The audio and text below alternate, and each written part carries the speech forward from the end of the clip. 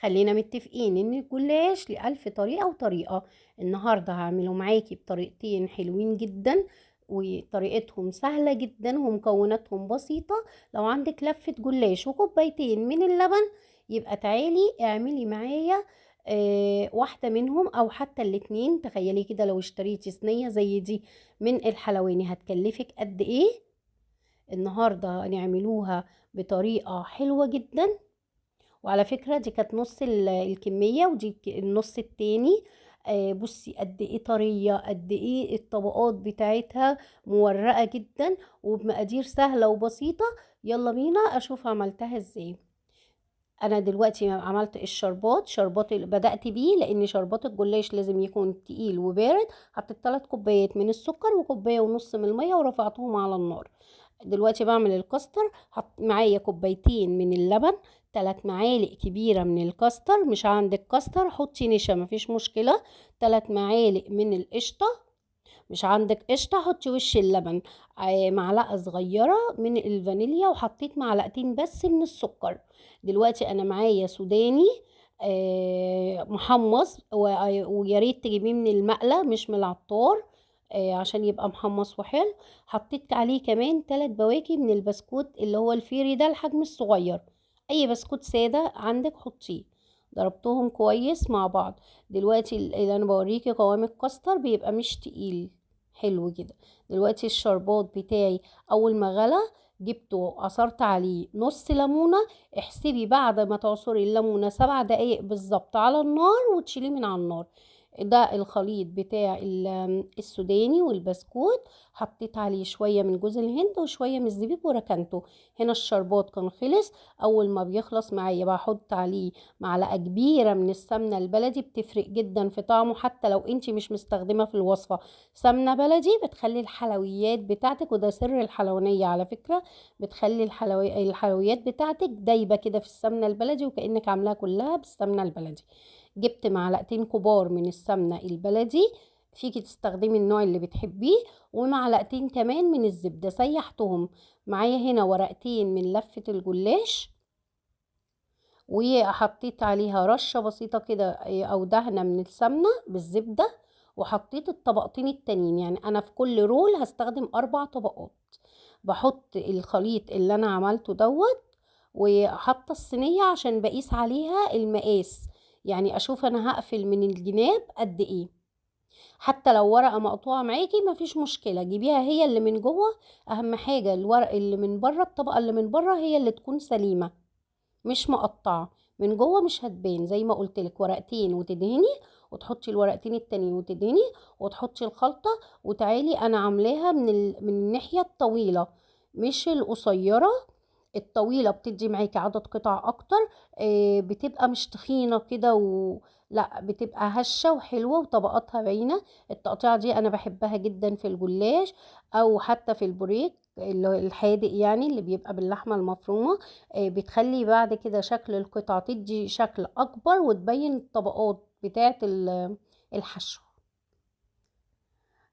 دلوقتي أنا هدهنها كده وهحاول أنزل عليها من الخليط اللي كنت عاملاه. على فكرة دي الصينية أنا بدأت بالصينية الكبيرة اللي هي المدورة.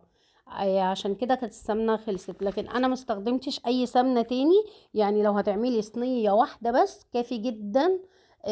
معلقة كبيرة ومعلقة كبيرة هتكفيكي. المعلقتين الزبدة أو السمنة هيكفوكي جدا. دلوقتي دي صينية كبيرة، أكبر مقاس في صواني البيتزا مقاس 36. زي ما انت شايفة كده بحط ورقتين من الجلاش. نص الورقتين جوه الصينية ونصها بره. أنا بدهن بس اللي جوه، يعني أنا بدهن اللي جوه. أي بقى ورق مقطع معاكي اتبقى من اللفة الأولانية أو حتى من اللفة دي حطيه في النص. اهو زي ما انت شايفة كده انا تركيزي كله في الدهن على اللي في النص. وهقولك هنعمل ايه دلوقتي اللي في الحرف. خلاص انا كنت كده قربت اخلص. الورقتين اللي قبل الحشو انا ما طلعتهمش من بره، انا حطيتهم كلهم جوه الصينيه بقى، ونزلت عليه بالكاستر. ضربته كده بالمضرب بايدي، خليته كريمي شويه يرجع لقوامه. ونزلته على طول في الصينيه. خدت شويه من الحشوه. نسيت اقولك ان السوداني ده انا استخدمت البسكوت، ده بديل للكنافه المحمره. انا دايما بعمله بكنافه محمره، بس لما مش بلاقي عادي جدا بستخدم البسكوت، بيديني نفس طعم الكنافه المحمره. دلوقتي ببتدي ادخل الطبقات اللي كانت عندي من بره، ولازم تسويها وتتاكدي ان هي ما فيهاش حاجه مكلكعه يعني او متنيه على بعضها. تاكدي ان كله مفروض كويس، وكل ورقتين بتدخليهم تدهنيهم كويس بالخليط السمنه. يعني ما تحطيش كله على بعض، ورقتين برضو ورقتين، وتطبقيهم قصاد بعض من الناحية اللي فوق ومن الناحية اللي تحت، وتدهني بالسمنة. كنت سايبة بقى ورقتين سلام جدا معايا للوش، حطيتهم على الوش، والزيادة زي ما انت شايفة برفع كده حرف الفطيرة بتاعتي وادخلها من جوه واسوي شكلها. لازم يبقى معاكي سكينة حامية جدا، يا ريت احمى كمان من اللي كانت معايا، عشان تقطعي الجلاش ما تبهدلكيش الحشوة ما تطلعش منك. بس دهنتها كويس جدا بقى بالسمنة، ودخلتها الفرن. التسوية يا جماعة بتكون على درجة حرارة 200 فوق وتحت. الفرن طبعا مسبق التسخين. أول ما تبتدي تحمر معاكي من الجوانب اطفي الفرن من تحت وشغلي عليها الشواية، هتطلع معاكي بالوش الروعة دوت.